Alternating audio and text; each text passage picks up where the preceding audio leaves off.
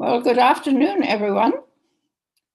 I can't see anybody, so I find this a rather strange experience, but I'm sure you are out there. And my topic today is the complementarity of constructionalization and grammaticalization approaches. When we first started working on constructionalization, many people working in grammaticalization were worried that we wanted to eliminate grammaticalization. That was never the intention, and I think it has become very, very clear that they are complementary. They're not in competition, they are complementary. So I'm going to talk about that complementarity today.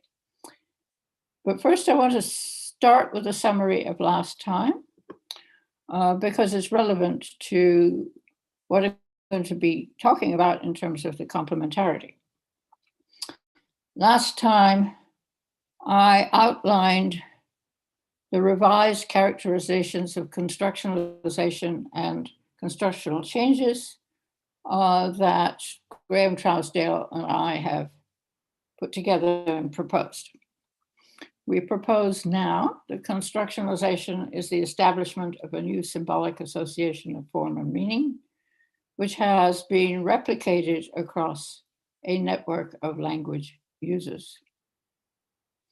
And constructional changes are modulations of contextual uses prior to and following constructionalization.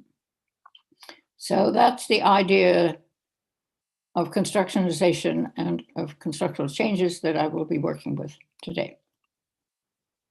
The outline is an initial comparison of grammaticalization research with constructionalization research. And then I'm going to go into some well-known major issues in grammaticalization research, reanalysis and unidirectionality, to compare them with the major issues in diachronic construction grammar research, which is analogy and increase in schematicity, productivity, and non-compositionality. And I will end with a summary of the different foci of the two approaches. So, an initial comparison. What are the main research questions? I think that's the most important thing to ask in trying to understand the differences and the complementarity. Grammaticalization asks, how does grams come into being and what mechanisms are involved? Grams are grammatical markers such as markers of tense, aspect, modality, case, and so forth. Constructionalization asks, how do constructions, including schemas, come into being, and what mechanisms are involved? This means that the data is typically quite different, although there's an overlap.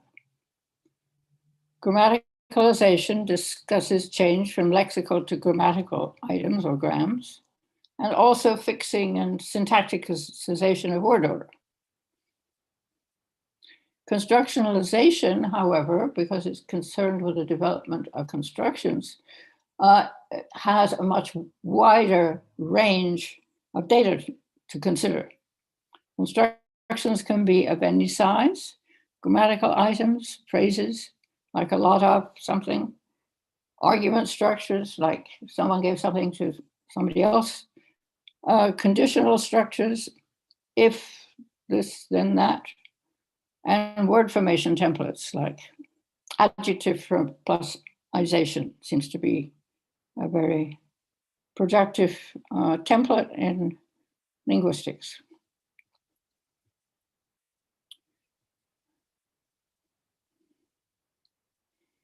Now, naturally, because constructions include grammatical constructions, procedural constructions, there is overlap in the data for grammaticalization and constructionalization, and Cousset et al. put together a volume in which this complementarity is worked out in some detail. Most of the papers in that volume deal with issues of both perspectives. But because the questions are different, the same data may sometimes be interpretable in different ways. I will illustrate that next time in more detail, though I'll say a few things about it today. Let's start with areas of minimal or no overlap.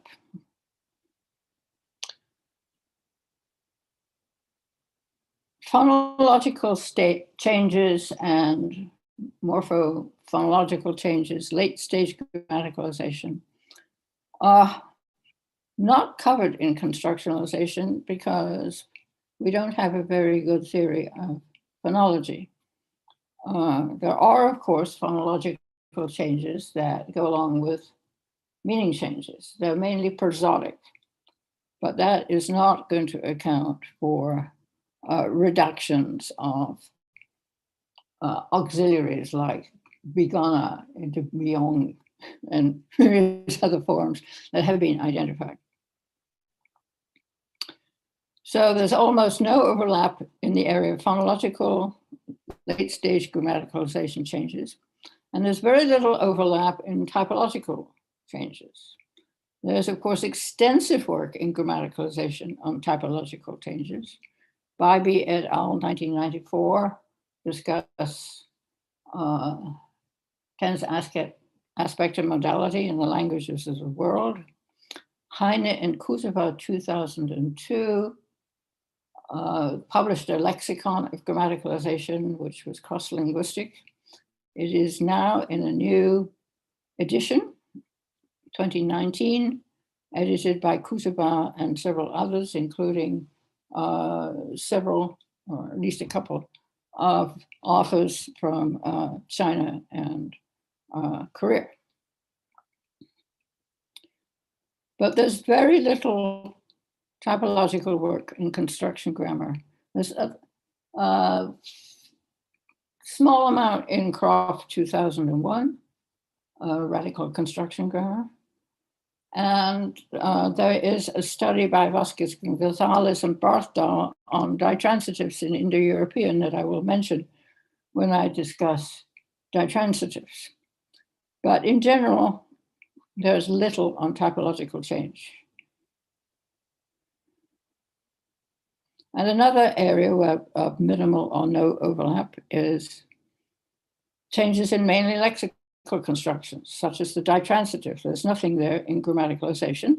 It's not that it's totally irrelevant, but it's that is not a major area of discussion because ditransitives, things like give someone something, don't become grammatical markers, though they have grammatical markers in them in some versions. Now, grammaticalization has many definitions and proponents. And I think I've missed a.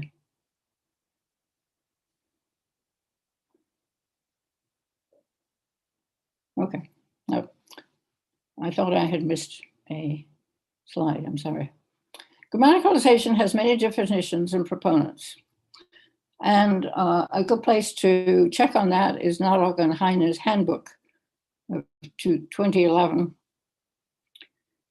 In a talk to Berlin last year, Brian Joseph defined grammaticalization broadly as embedding into grammar, taking on a grammatical status of once non or less grammatical phenomena.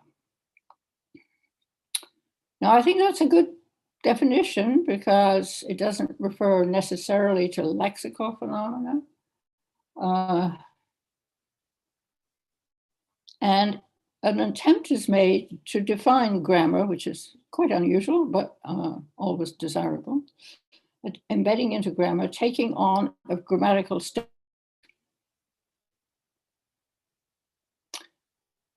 However, it's slightly misleading, I think, because depends on how you think about grammar. It looks there as if grammar is interpreted as dealing only with grammatical items when it's not. It's, at least in my view, a much larger enterprise. And I think it is in Joseph's thinking. Now, there was a very early, quite restrictive definition, very different from Joseph's. Goes back to 1984 with Heine and Rey, that is Heine there. Gave a very early definition that underpins most later ones and has in it a problem, which I will point out. An evolution whereby linguistic units lose in semantic complexity, pragmatic significance, syntactic freedom, and phonetic substance. I think everyone, including Bernd Heine himself, would agree that lose in pragmatic significance was wrong. There's always some gain in pragmatic significance. I think I mentioned earlier examples like a lot of is a collection of, it lost in semantic complexity because we're not talking about piles of things or specific collections of things. It lost in its syntactic freedom because it became a degree modifier, and it lost in its, to some degree, phonetic substance because it became a lotter. But it gained pragmatic significance, but because it gained scaling and quantifying meaning. As I said, I think he will agree that that was a mistake. Now, the major hypothesis associated with grammaticalization is unidirectionality. I'm sure you're very familiar with that. There's a predictable directionality in change from more concrete to more abstract and looser to tighter syntax. An early articulation of that idea, this has proved really important in grammaticalization research, is presented by Lehmann, currently in a 2015 third edition, but it's based on a 1982 working paper, and I think everybody needs to remember that when they use it, because it's 25 years old. He proposed 6 grammaticalization parameters that lead to unidirectionality in a restrictive definition of grammaticalization. He calls them grammaticalization parameters, but they're actually parameters of grammaticality when you look at them. And here they are. I'm not going to go through all of them. It would take too long, and it's very detailed. But I want to highlight the first, the parameter of integrity. Weak, non-grammatical in Joseph's terminology. Weak grammaticalization has a bundle of semantic features. It's possibly polysyllabic. Strong grammaticalization will give us few semantic features and a monosegmental expression. The process, that's the grammaticalization, process is an Asian, is attrition. It's loss of various kinds. I'm going to illustrate that shortly. Another one that I want to draw attention to is down here, structural scope.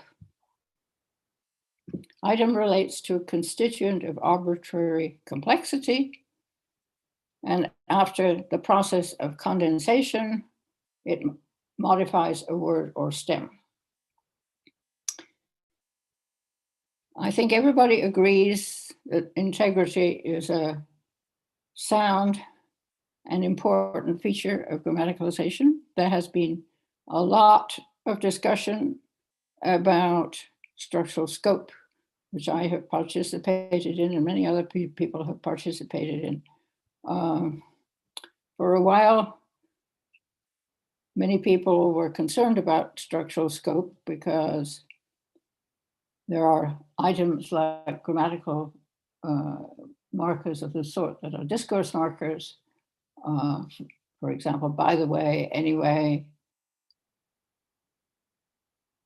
besides, further, and so forth, where the structural scope increases. I'm not going to get into that, but I just want to mention it because you'll see how it connects with some items that I'm going to address later.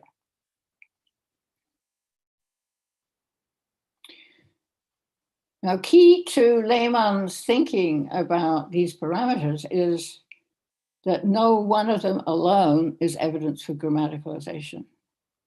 And Norde and Bering have talked about clusters of parameters in grammaticalization, degrammaticalization, and lexicalization. Clusters is really important. And you will find clusters reappearing in work on constructionization. The parameters in Lehmann's view are mutually dependent. The degree of grammaticalization is a function of the 6 values.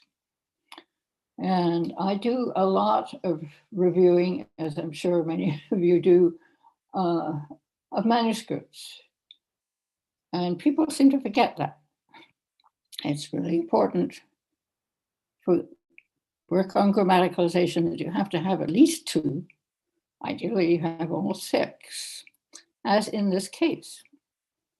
It's a much cited case. Latin dare habes, give infinitive, have second singular, ended up as daras, give second singular future. In the 7th century, Fredegar's Chronicle, it's Franconian, and Franconia is in Central West Germany. And it illustrates loss of autonomy of have on all 6 parameters. Loss of integrity, the meaning of have and own, is reduced.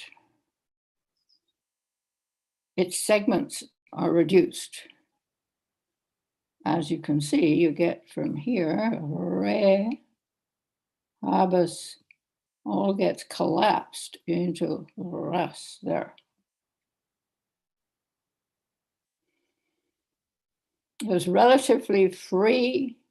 Have is used in a paradigm, type paradigm at the end of the verb. Now, I haven't shown this here, but in fact, in the data that we have, it's very clear that in Latin of, say, around the 1st century AD, it was possible to have habes dare and dare habes, both of them. The order there was subject to discourse practices.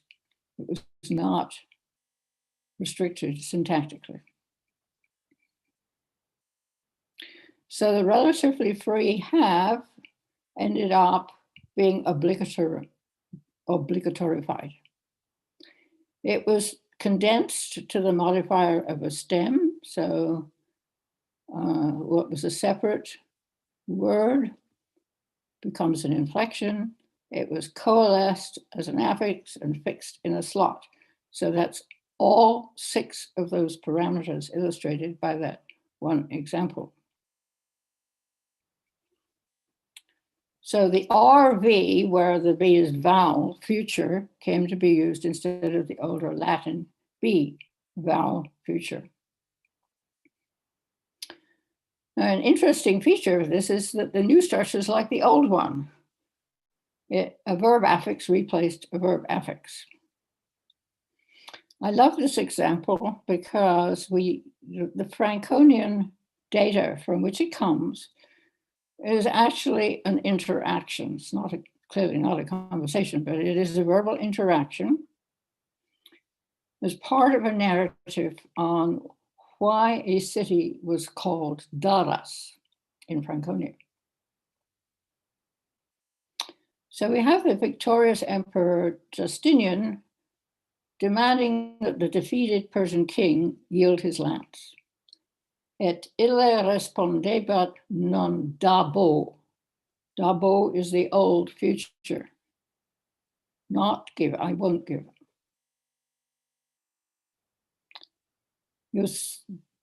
Justinianus dicebat Daras. So he responded saying, you shall, you have to give it. So there we have layering in that nice little interaction.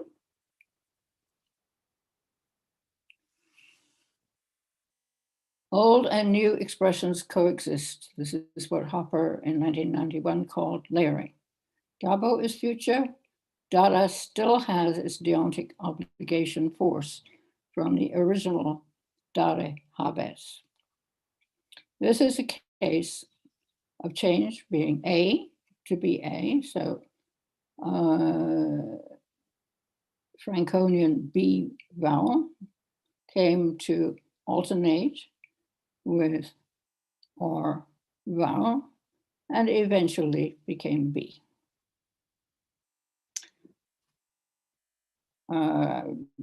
Both French, Portuguese, and many Romance languages actually use go futures conversationally, but nevertheless, these forms do exist. And they show how change goes from A to variation, and eventually you may, and sometimes you don't, get just the new form.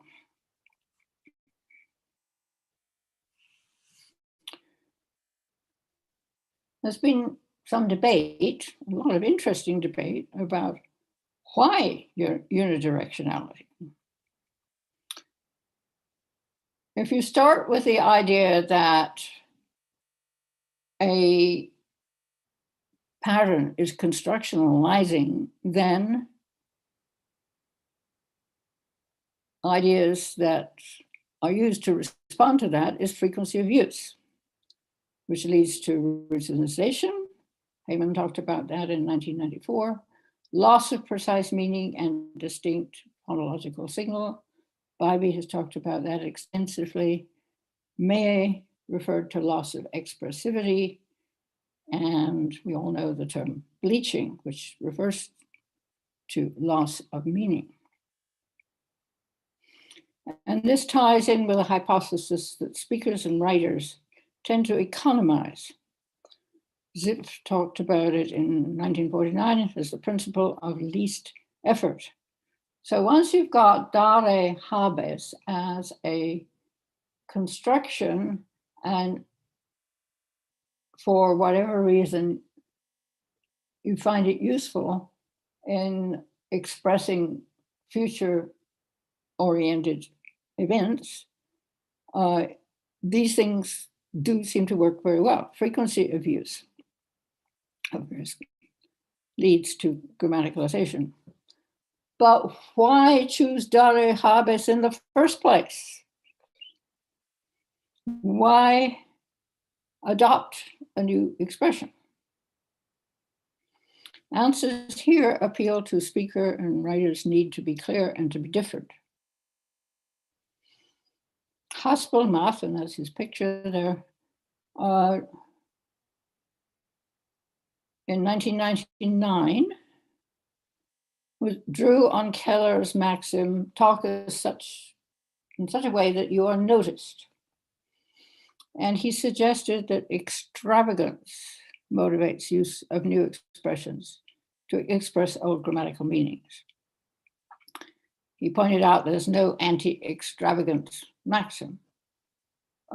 Extravagant sounds somewhat extravagant. Does it really account for the development of go futures? They seem rather bland, but maybe that's just because we're so used to them. Anyway, I think it's important when discussing reasons for unidirectionality to distinguish reasons for adopting a new construction and reasons for changes to that construction. And I've tried to distinguish those just now. And when you think about those motivations that are widely acknowledged, you begin to see that it's not very useful to think about children as the major reasons for change. Small children are not going to want to be extravagant. They actually like to be extremely conservative.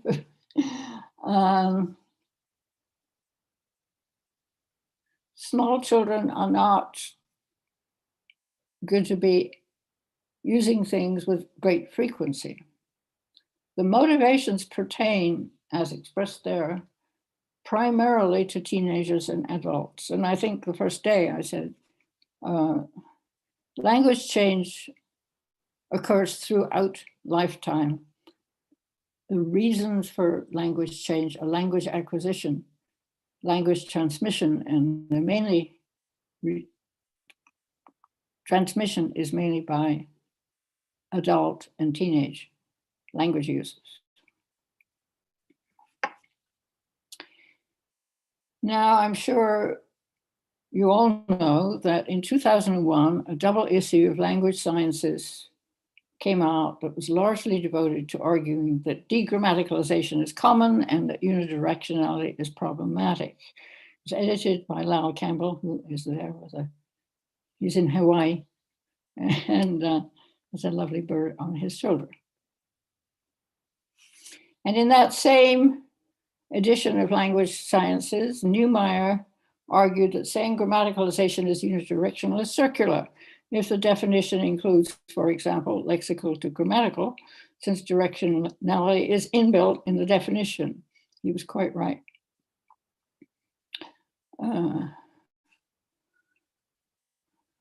Muriel Norde wrote a book testing the claims in Campbell 2001.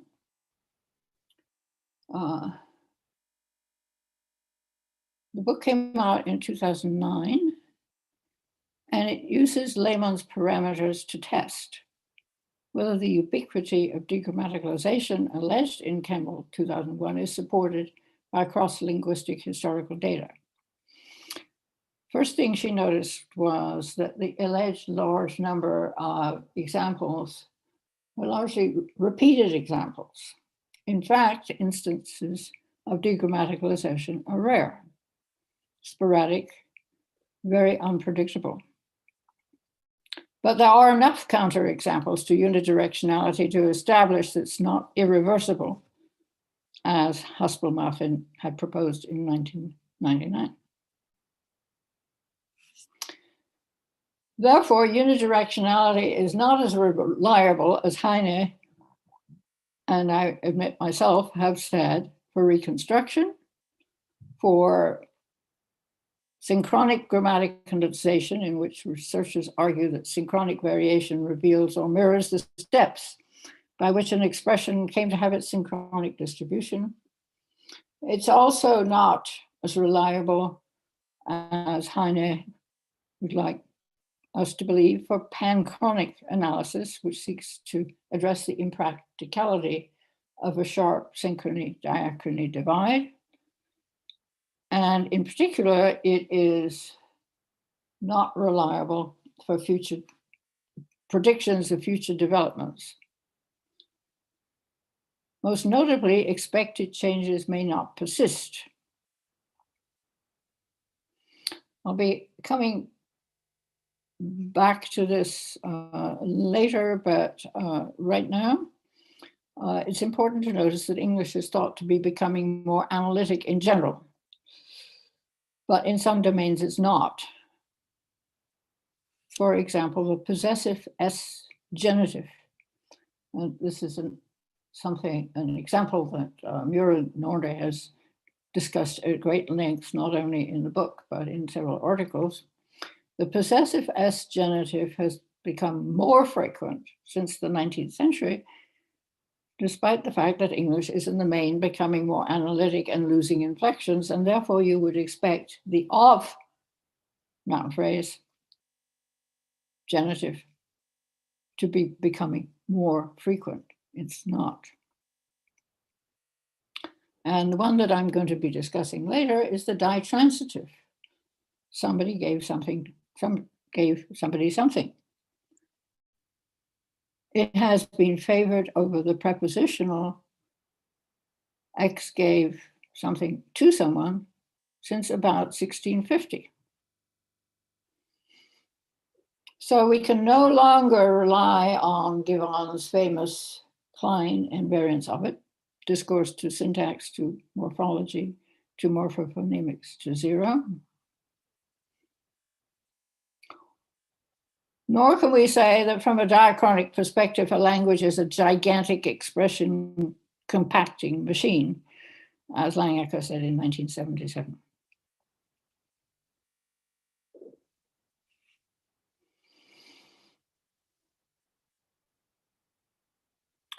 A major challenge to the unidirectionality as a reduction came in 2004 with Himmelmann's article, in which he points out the consequences of reduction. If you have a unit that is reducing, like the Habe part or the Rehabe part of Daras, what is the consequence of the unit that has become an affix and has become restricted, obligatory-fied, etc.? The consequence is that it becomes more frequent. The consequence is that contexts in which it can be used are expanded. And he talks about three kinds of contextual change. There's host class formation, which is in essence what Hilpert 2008 talks about in colexemic expansions of be going to and other verbs, where verb is the host class and was expanded in English from verbs of activity, be going to marry, to go be going to visit, to stative verbs like be going to be going to have, and be going to like. When be going to was first used as an auxiliary in the 17th century, it mainly co-occurred with marry and visit and other activity verbs. When it became a deictic in the early 18th century, and could appear in constructions like there's going to be an earthquake, stative verbs came to be part of the context in which be going to could be used. So that's a well-known example of host class expansion. The verbs became more frequent and the types of verbs also became larger. There's change of syntactic context. Adverbial adjuncts become discourse structuring markers, quotes, outside the clause. So she walked further means she went a further extended distance. Further, she walked, where further at the beginning there is a discourse structuring marker. It elaborates on the text that the speaker or writer is creating. It's further in the text, yes, but it's not further in space, in literal space.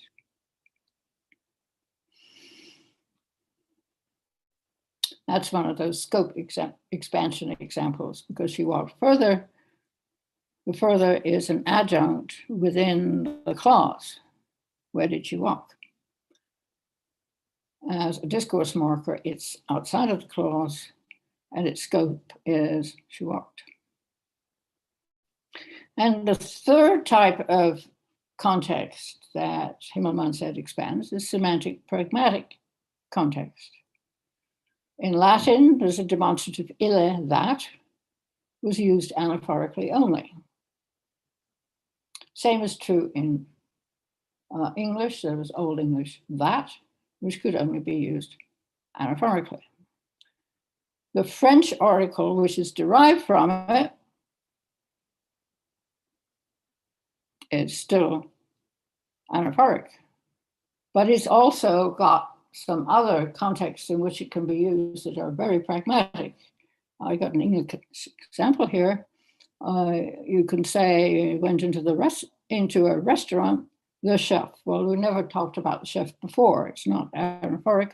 It is known from the associated situation and environment that licenses use of the or le in French.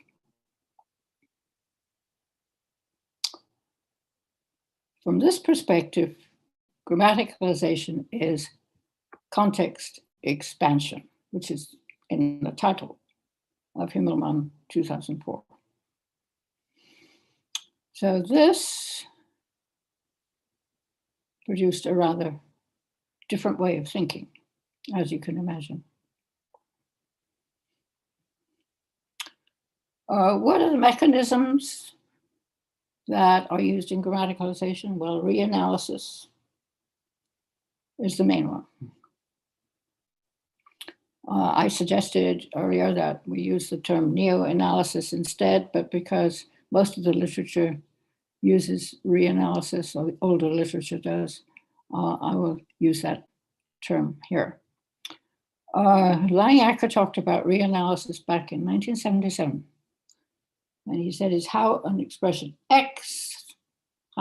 expression X different from expression Y with respect to bracketing, category, and so forth? One could argue that we need more than bracketing and category, but there's certainly anybody who talks about reanalysis or neo-analysis is talking about how expression X is different from expression Y. It has typically been invoked in work on grammaticalization, but the link has been much debated, and there are people who have said reanalysis does not explain unidirectionality. So yes, it is a kind of change, but it's not really very important for grammaticalization. On the other hand, people like Ian Roberts, who suggested that grammaticalization is a type of reanalysis. So there's a whole range of responses to that, but almost anybody who writes about grammaticalization thinks about reanalysis. Dare habes to daras is a prototypical example. Got that fixing of the word order of a verb infinitive plus habe, decategorialization of the verb, resegmentation of the infinitive R as part of the tense affix. I'm ignoring the many intermediary steps that have been reconstructed, but the basic idea is that there's a total collapse here. The hab part all collapsed into R, essentially. It's a very good example of reanalysis. For the most part, people working in grammaticalization regarded analogy as too unconstrained to be useful. Givon makes a very strong statement about that in 1991. Lehmann, as late as 2004, wrote about pure grammaticalization without analogy. He did, however, have to admit that analogy is sometimes involved, because that beautiful Romance future example with the inflection R vowel may have involved analogy, he admits, to the extant B vowel future that pre-existed. So there's been a conflicted view of both reanalysis and analogy in the grammaticalization literature. But in 2007, Olga Fischer produced a book on morphosyntactic change, in which she argued that analogy is a prime factor in grammaticalization. And she drew on Antilla's rather nice statement, humans are simply analogical animals. That is true. We are analogical animals. And so it seemed that grammaticalization was not paying enough attention to analogy. And I have a footnote here, note that expansion of context is actually often analogical expansion. You're taking an existing pattern and expanding it when you do host class expansion and the various other kinds of expansion that Himmelman talked about. I think one of the problems with work on analogy has been that it's a term that covers two phenomena: covert pattern match of form or meaning and resulting overt selection of a new form or meaning. And Graham Trousdale and I, thinking about reanalysis and having two parts. One is covert parsing, and one is, let us just say, re-bracketing and recategorization. It's relatively overt. So we proposed, analogically, to distinguish two types of analogy. Analogical thinking, which is a motivation for change, is a covert pattern match. We are analogical animals. That leads us to think in analogical ways.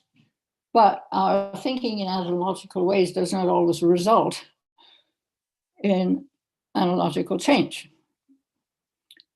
And so analogical change we called analogization, the mechanism of actual change based on perceived potential for match. And old example I think I gave before is which the plural of books in Old English become books, analogy to the S plural.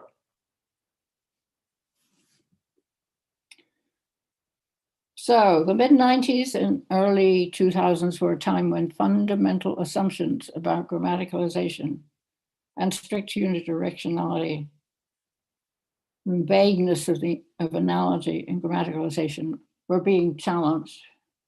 It was a very interesting and vibrant time because a lot of assumptions were being challenged. And the architecture of construction grammar provided a way to rethink some of the examples and to expand work on morphosyntactic change to a wider range of examples. Directionality remained an important issue, perhaps for those of us who started our lives working in grammaticalization, but it certainly is an element of most people's thinking about constructionalization, but not strict unidirectionality, just directionality. And I'll talk about that momentarily. As I said at the very beginning, much thinking about diachronic construction grammar is actually based in thinking about grammaticalization. And I'm sure this interest in directionality is based in that thinking. So, in my view, unidirectionality of grammaticalization was a hypothesis that died of its science somewhere around 2000. But directionality clearly remains observable in the development of many constructions, especially procedural ones. We wouldn't have spent 30 plus years thinking about unidirectionality if it hadn't been something that is clearly attested. It's simply that it's not irreversible, as Haspelmatt suggested. So in constructional terms, there are various types of expansion that I talked about last time. schematic expansion, the development of patterns and schemas, expansion of productivity, increase of schema membership, and expansion of non-compositionality, that is expansion of idiosyncrasy. There may also be decrease of these. And I think we're becoming more and more aware of the decreases as well as the increases. For the most part, schemas are not characteristic of work on grammaticalization, which tends not to involve higher level abstractions. In construction grammar, schemas are higher level abstractions over patterns.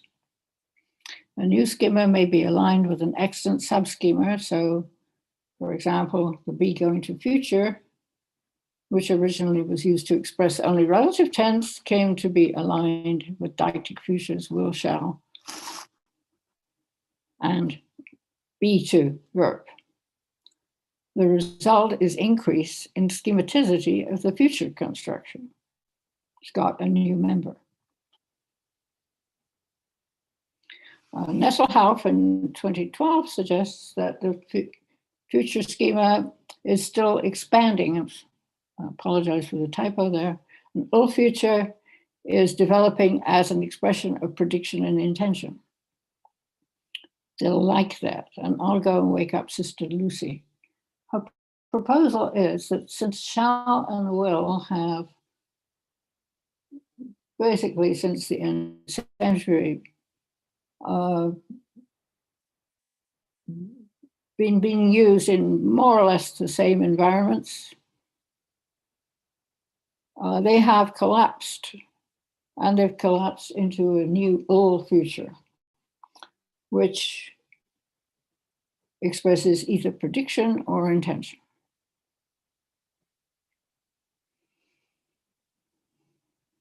So in general, the future construction has been expanding. There are many other futures that are perhaps more dialectal fixing to, which is Southern American. But in general, the future schema has been expanding. But it has also lost at least one member, the B2 future, the B2B future. That is to be done. Can still be used, but it's fairly formal.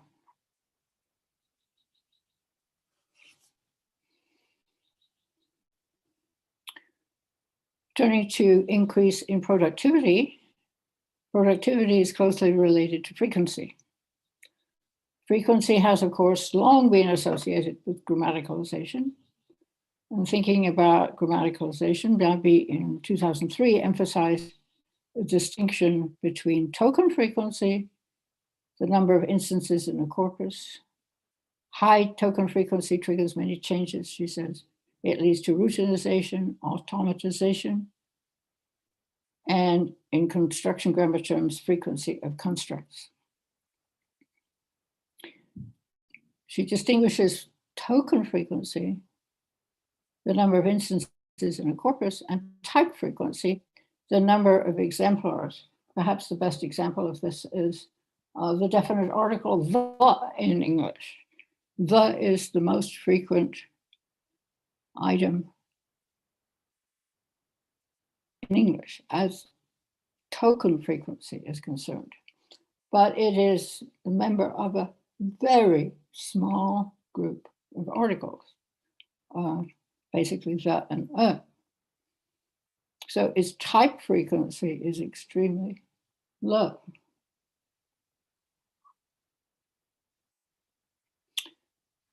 So Bybee pointed out that grammaticalization results in increase of type frequency of co-occurring lexical items. This is the idea of host class expansion that Himmelmann talked about, and it underlies Hilpert's colexemic analysis. So both of these ways of thinking about frequency are very important in both grammaticalization and constructionalization. Barthdal in 2008, wrote a book on productivity in historical constructionist terms. And she identified full productivity and extensibility of a schema with high type frequency. Her hypothesis is that high type frequency, for example, verb transitive, is correlated with low semantic coherence. That makes sense. If you've got a lot of transitive verbs, such as eat something, or see something, or dig something, if you've got a lot of those, they're not going to be semantically very coherent. It's the syntax that matters. But low type frequency is correlated with high semantic coherence. So verb ditransitives are fairly frequent, but nevertheless, type frequency is much lower than that of just transitive verbs. And it is correlated with high semantic coherence.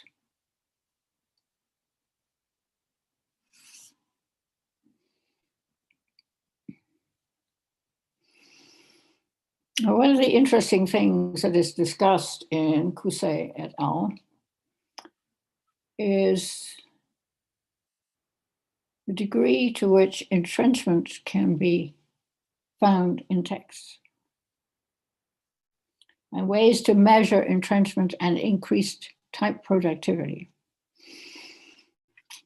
Bayan, whose picture is there, in 2009 and elsewhere, is quoted a lot, discussing the idea that what are called hapax legomena, or one-offs, are key to determining whether something has become conventionalized and entrenched. So Bayan argued that once a morphological, his work is on morphology, once a morphological construction type is conventionalized, it can be used as a template for online token productivity and innovations.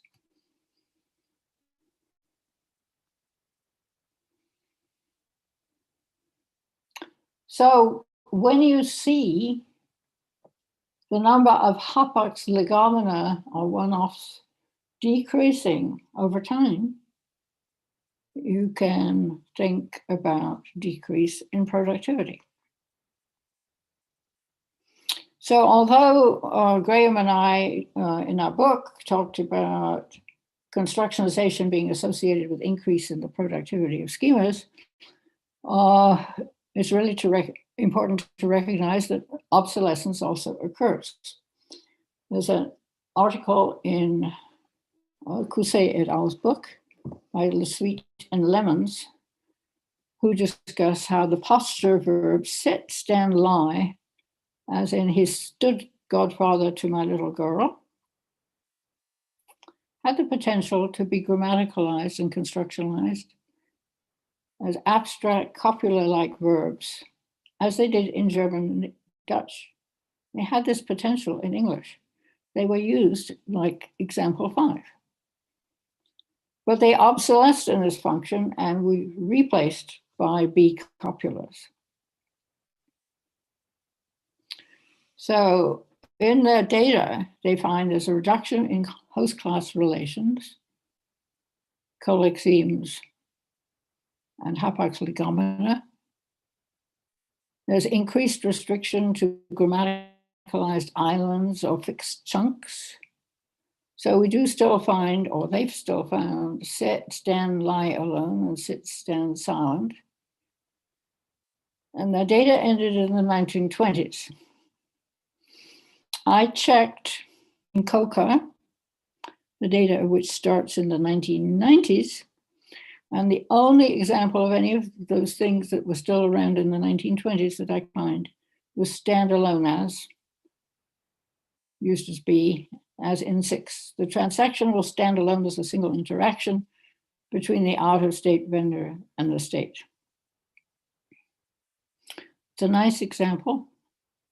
of the way in which something that could potentially have grammaticalized or constructionalized did not. It basically obsolesced. Another example, which I mentioned last time, is the loss of nouns in the NB-that. The idea is that construction that Schmidt and Mantlik discuss. And I'm going to discuss the loss of some ditransitive subschemas involving verbs of locution when I talk about ditransitives. We have lost from standard English expressions like "explain me this." It's a title of Goldberg's 2019 book.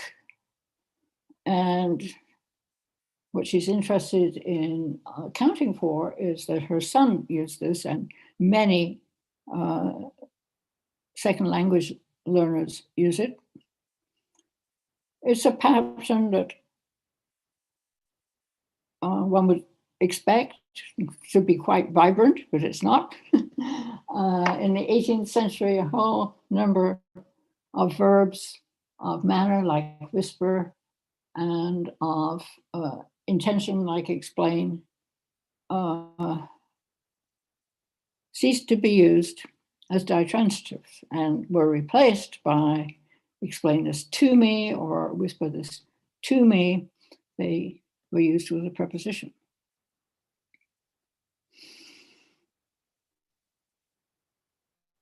So here there's a decrease in productivity.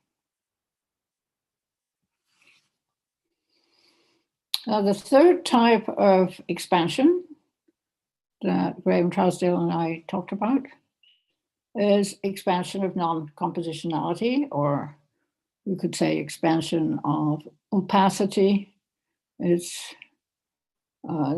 different ways of expressing this. It's loss of full content meaning. This is the bleaching. This is the loss of semantic integrity that Lehman talks about.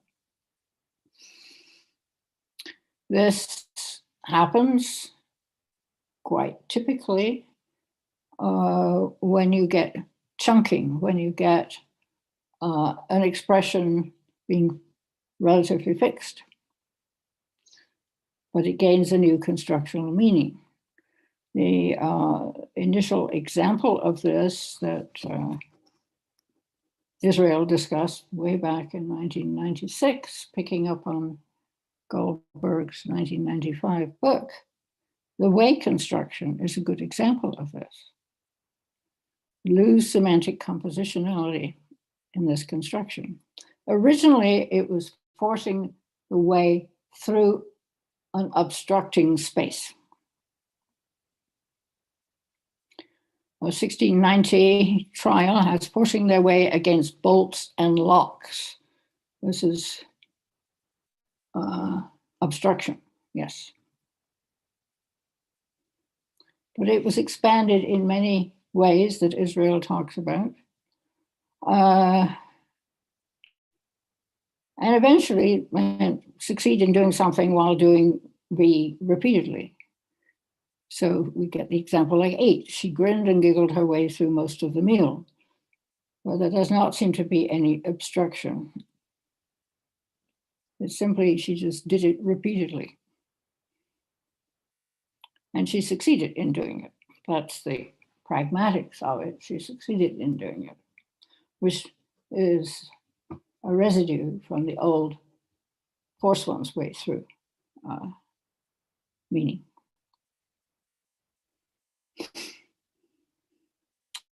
And I mentioned earlier that there are, of course, counterexamples to expansion of non-compositionality. There are the so-called folk etymologies. I mentioned angneo, anxiety creating nail, which was folk etymologized to hangnail. Another one is reed guma, bride man, guma was man. Indo-European guma is human, it's their cognate. Guma ceased to be understood in late Old English, And people tried to make some sense of breed gumma, and they turned it into something that they thought made a bit more sense, but not terribly much, which is bridegroom. Bridegroom, not bridegroom. So to summarize, some of the different foci of work on grammaticalization and constructionalization. This is just repeating what I said. Grammaticalization asks, how does a gram develop? Constructionalization asks, how does a construction develop? The focus in grammaticalization is on grammatical items. In constructionalization, it's on any kind of expression of any size. Most of the work on grammaticalization has focused on unidirectional reduction, whereas constructionalization has focused on expansions of various sorts, much inspired by Himmelmann's 2004 paper on grammaticalization as context expansion. Grammaticalization, to some extent, focuses on reanalysis, not at all on analogy. Constructionalization focuses on reanalysis and analogy. Grammaticalization focuses on changes in individual expressions, whereas constructionalization will usually contextualize those in a large set of expressions, a large class of expressions. And lastly, grammaticalization pays a great deal of attention to typological cross-linguistic evidence for grammaticalization. But evidence for single languages or from related varieties of a language are the topic, usually, of constructionalization. There are exceptions, but not many. Now I've talked about differences, but there are convergences. Both grammaticalization and constructionalization address frequency, productivity, bleaching, and other kinds of reduction, for example, obsolescence. I should just mention that a book has recently come out at Benjamin's, edited by Kranich and Braban, on loss in change. Obsolescence, for the most part, was not paid much attention until very recently. And this new book, which is not on my handout because I didn't get the information about it until after I had prepared it, Kranich and Braban on loss in language change, is putting to right the absence of information about obsolescence in much of the work on both grammaticalization and constructionalization. And Cousset et al. Have suggested that the semi-schematic patterns and templates of construction grammar provide, to quote them, a model for describing the syntagmatic context in which grammaticalization takes place. They really are complementary where there is overlap, but of course not where there is no overlap. Now, Cousset et al. At the end of their introduction point to what they consider to be two areas of incompatibility, and I think both of these are mistaken.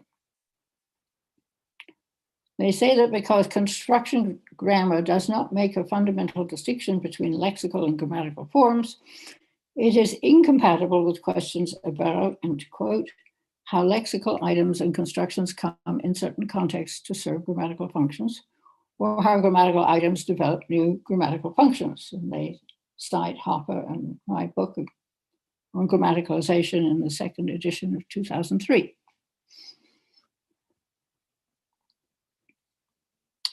That, however, is a misreading of Hopper and Targett, which insists on gradients and typicality. A basic observation that we made in that book is that some content items are less contentful than others, for example, thing. And these are much more likely to grammaticalize than more contentful ones like table or flatten.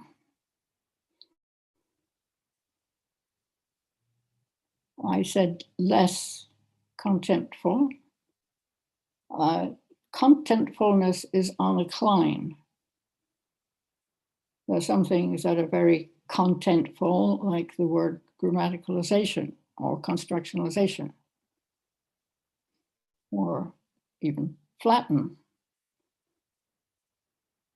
and some that are much less full of content. There's a gradient. And in this gradient, we have to recognize that some things that are quite frequently referred to, like head, may be grammaticalized and used as reflexives. They occur, according to Kutuba et al.'s new grammaticalization lexicon, as reflexives and spatials, meaning on. That makes sense. The head is the top. There are other ones like spouse that Antila cites in his book on the historical work. In Finnish, spouse, your person you've married, comes to be an instrumental. I looked that up in Kutuba et al., and they didn't cite spouse, so I guess it's not very frequent. But Antila does cite it for Finnish.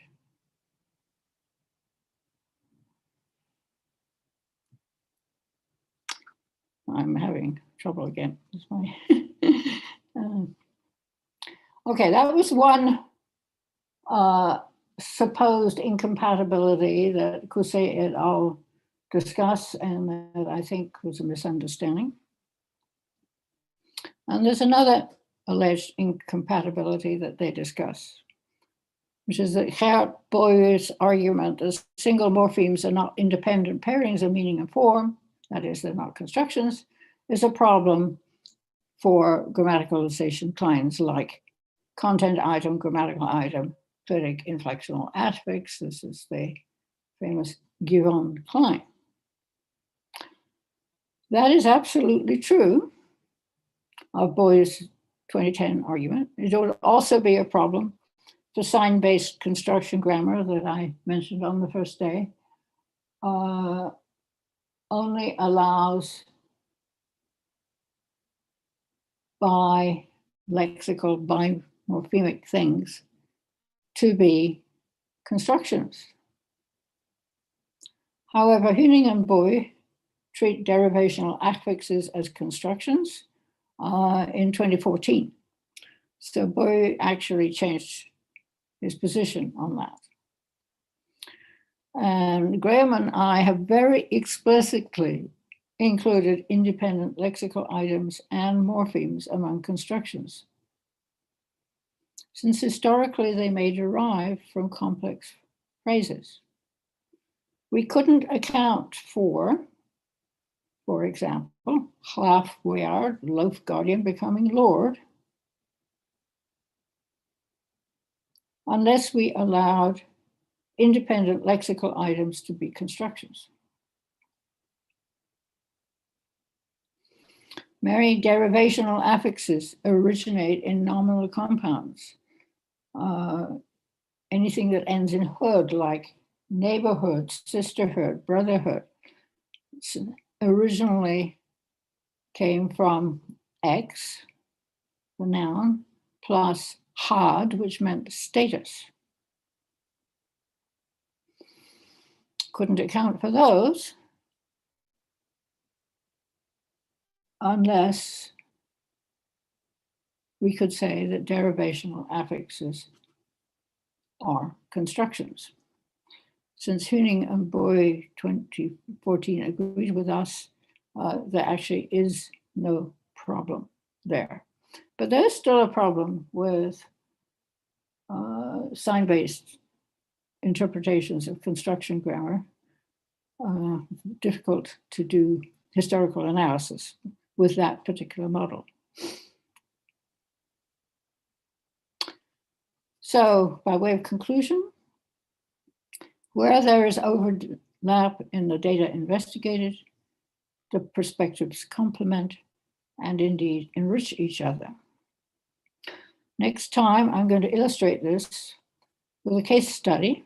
It's the development of quite marginal semi-modals, but they're very interesting, I think.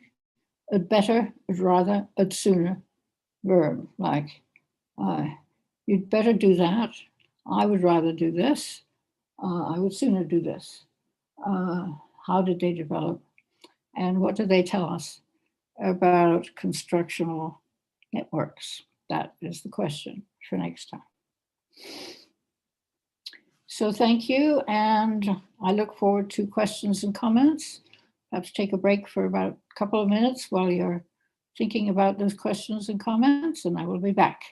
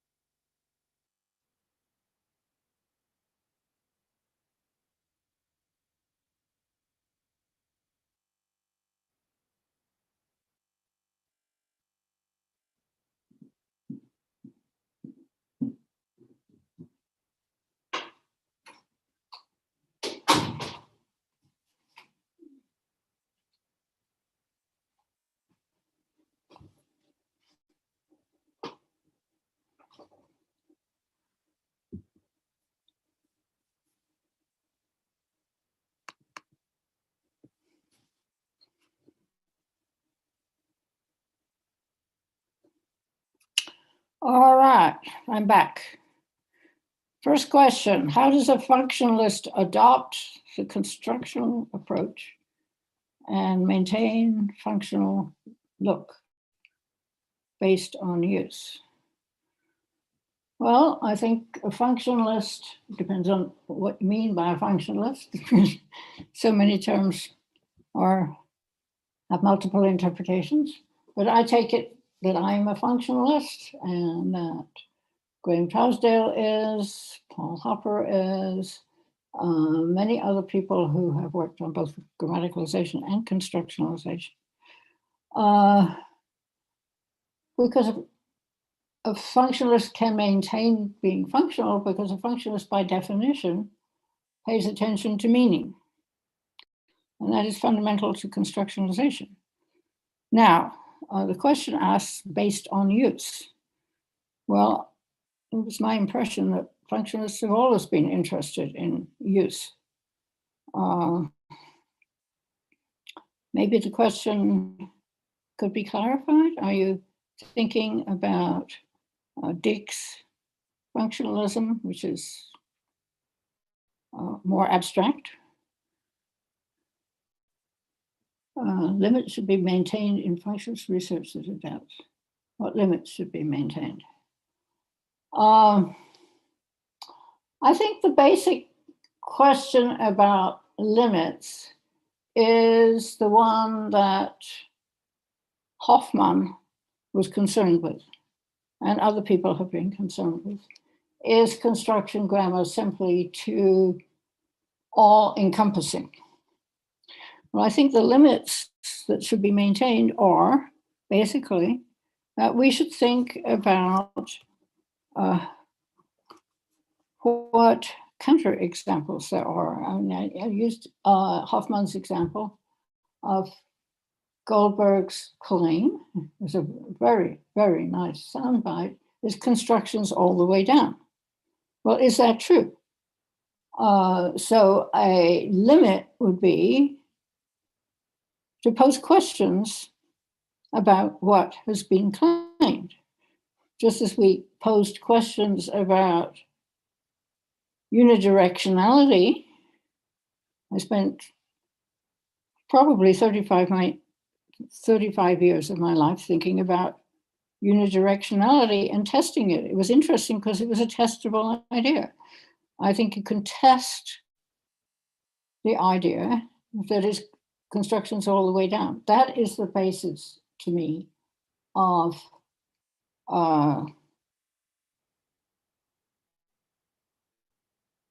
maintaining a restrictive view of what we're doing.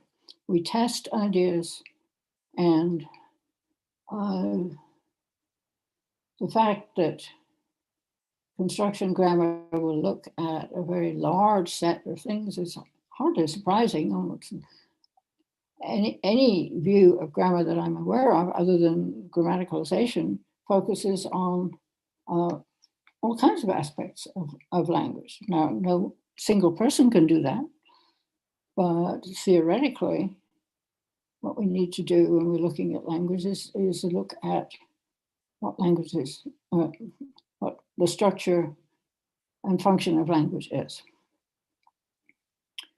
Now let's see, next question. Okay.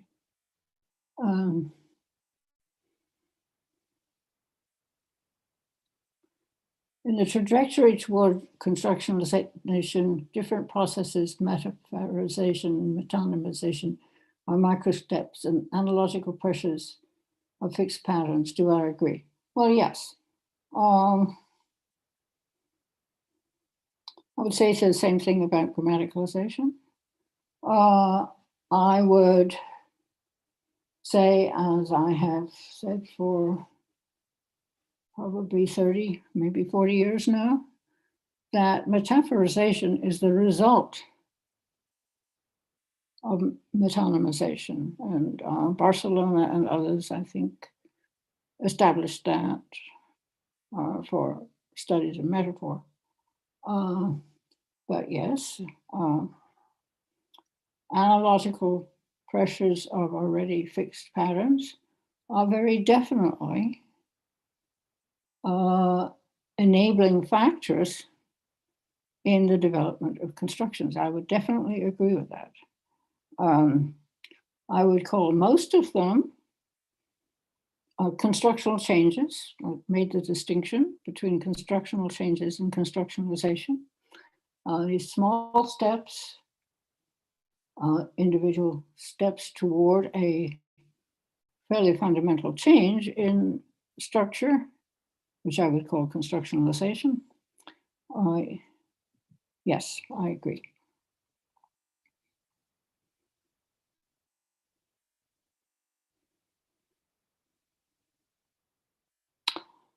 Yes, I didn't discuss motivations for obsolescence. I have no question that there are cultural reasons for some obsolescence. Anna Wierzbicka suggested that there are huge cultural dimensions to changes in vocabulary and lexicon. And she was particularly interested in ways in which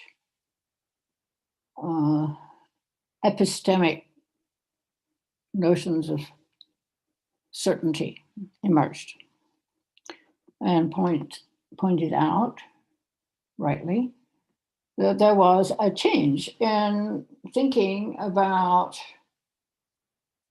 that involved a shift from thinking basically in terms of faith to one in terms of evidence. That is well known as a change that brought about, related to modernity. So there's no question that when we have lexical change, it is very fundamentally part of cultural change. Now, when we have obsolescence of that example, like Stand Godfather, I have not studied social motivations for changes of that kind, but I think it's very unlikely that there are any. There might be, I'm not denying it. Communicative demands.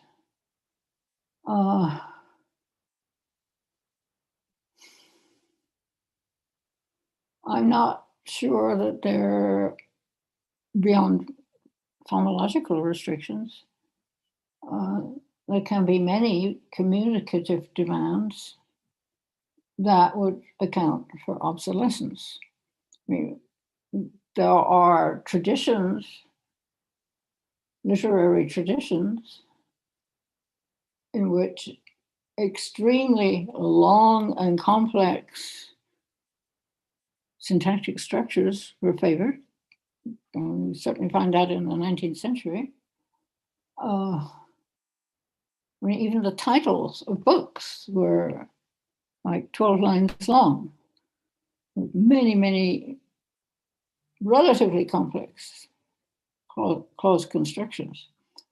Those came into disfavor, partly, as Turner and others have shown, partly a way of thinking from the 18th century on of the importance of, quotes, clarity. Now, that is a cultural, rhetorical issue. It's not a communication issue, as far as I can tell. But I would be interested to find suggestions about what would be the new cultural and communicative demands. Yes, and there's been a lot of work on, for example, development of performative verbs. I participated in that some long time ago. And I think one of the interesting discoveries was that Old English, which I had been categorically told had no performative verbs, Old English actually had a lot of performative verbs. They were all replaced with the arrival of French feudalism. Because if you, for example, promised something to your lord in Anglo-Saxon times, the expectations of what a promise would produce the outcome, the perlocutionary result, was different from what the feudal society required. So yes, there are definitely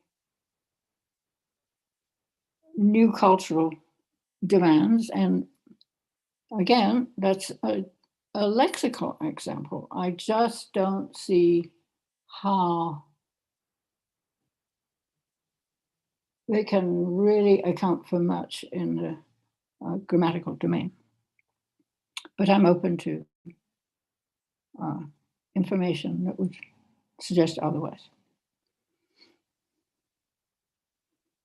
Oh, no more questions. All right. Well, thank you.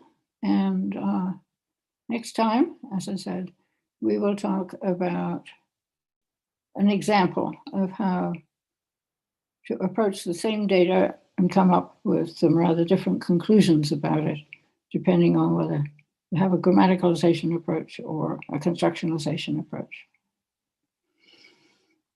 I have seen some questions online between the last lecture and this one, and I encourage you to send questions there if you haven't thought about them today. So thank you and goodbye.